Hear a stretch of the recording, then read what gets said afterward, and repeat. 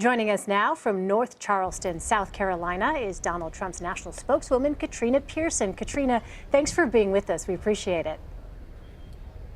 Hi, thanks for having me. So let's just get right into it. Obviously, Donald Trump has continually hit back against Senator Ted Cruz. Why Senator Cruz specifically? Does the Trump campaign view Senator Cruz as the biggest threat, at least with respect to the Iowa caucuses, which are less than 3 weeks away? No, not at all. I mean, Mr. Trump is #1 by far nationally, and yes, they're in a statistical tie in Iowa. But we have to remember that this issue came up because Mr. Trump was asked by a reporter a question and he responded. It was Senator Cruz that then went directly at Mr. Trump, and that's why we're still having this discussion. So what sort of debate is Mr. Trump looking forward to? Is he going to stay away from issues like Ted Cruz and whether or not he's a natural-born citizen, and is he going to stay away from bringing up Bill Clinton? Well, Hillary Clinton's not on the debate stage tonight, but I will tell you that Mr. Trump is definitely looking forward to continue to talk about the things that are important to him, which apparently seem to be the things that are important to a large majority of Republican primary voters. And he's not going to go after anyone unless they go after him, and that's pretty much been his general rule.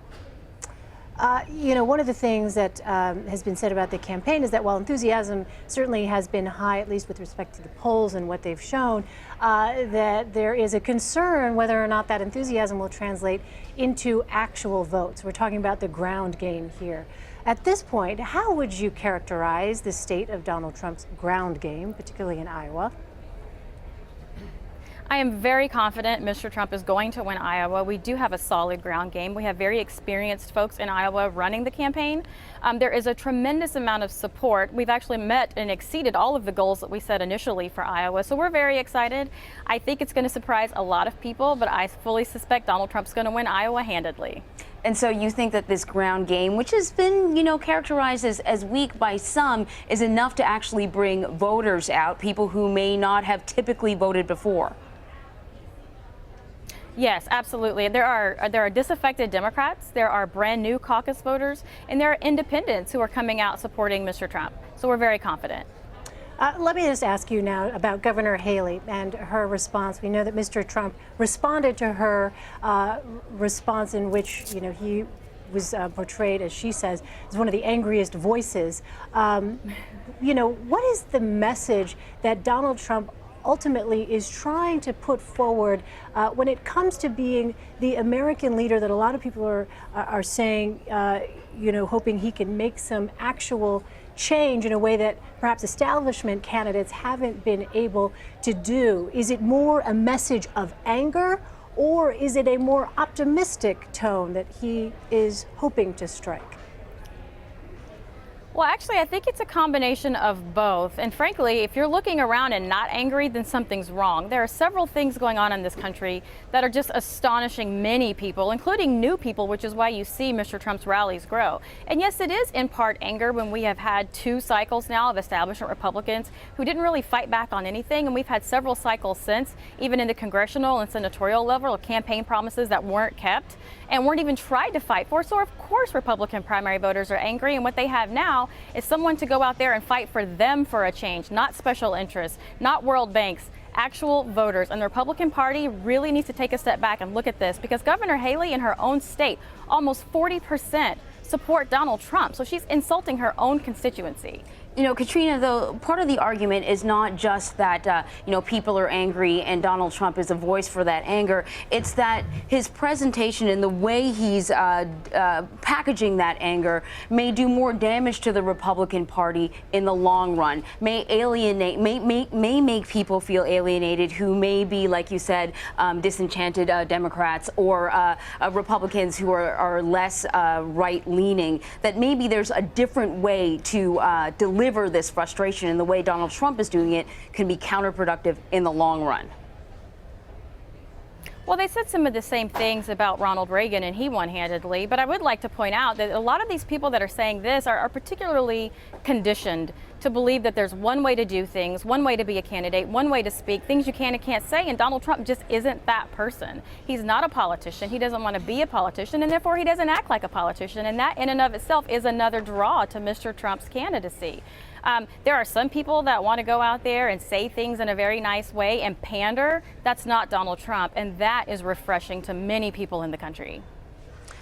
But also frustrating to many. The argument is, hey, look, this may be working in terms of the leading up to the primaries and committed people who are committed to supporting him. But beyond that, being appealing to the greater population, he may be doing more damage to the party than good. Well, I think recent polls show just the otherwise, particularly in the African American community and even the Hispanic community. If you look at the Nevada poll, he's shocking people that he's gaining so much support. Being statistically tied with Hillary Clinton nationally, that's shocking to people. So actually the numbers aren't showing what those frustrations are about. We could go on and have more of the same, more of the talking points, more of the promises that aren't going to be kept, or we can support someone who's been committed to this country for a very long time, decades of experience in business and international affairs, and take our chances with someone that we know is working on our best interests and not those of the lobbyists and special interests. Katrina, what is the conservative argument for a Donald Trump president? Because some have said there are things in Donald Trump's past which don't necessarily comport with the conservative outlook and conservative principles. What is the conservative argument for Donald Trump as president? Well, I think the conservative argument is very clear when we're looking at the issues we face today, whether it's illegal immigration, whether it's the world economy, whether it's jobs. Those are very conservative arguments to be made for Mr. Trump when it comes to spending. I mean, he's the one that's been railing against this $1 trillion spending package that was just passed, and all of these things that the Republicans campaigned against. So the conservative argument are the top three issues of the country, because if we don't fix illegal immigration, bring jobs back, and fix the economy, then none of the other arguments really matter. Bring up the whether or not Canadian born Ted Cruz is actually eligible to run for president. But you used to work pretty closely with Ted Cruz, and you actually wrote, I believe, on one of your Facebook on your Facebook page that Ted Cruz is a natural born citizen by birth and is eligible to be president. How do you sort of reconcile those two things? Do you believe he is eligible or not?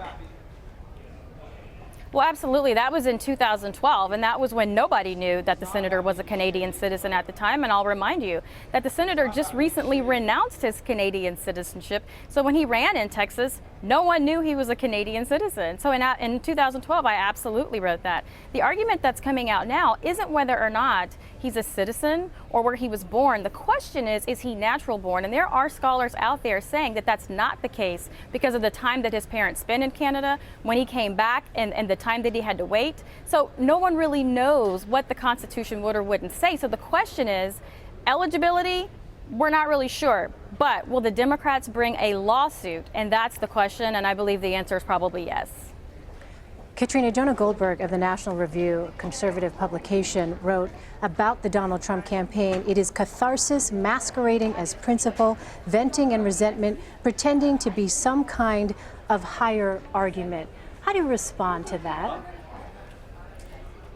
Well, I don't. Look, Mr. Trump has had detractors since the beginning of his campaign. He's been hit by the establishment, conservatives, Republicans alike. So I don't really respond to that because it's obvious that many people are not seeing what's happening in this country. There is a movement. There is a lot of people in this country, particularly Republican primary voters, that see Donald Trump as the answer, not the problem.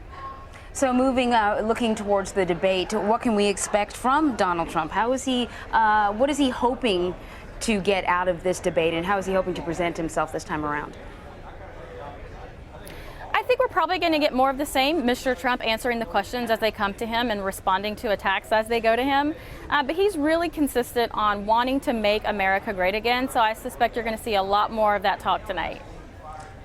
Katrina, one last question for you.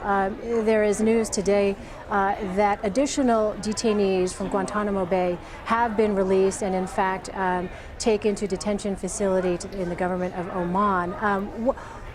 I'm curious about a President Trump's stance on Guantanamo. What would be his position on that facility? Well, I can tell you that Mr. Trump is not interested in releasing terrorists for any reasons, and he's been very vocal about that. And we have to be really asking ourselves is, why are the Democrats so insistent on putting these people out of Guantanamo? More importantly, releasing them back into the field to go battle with terrorism.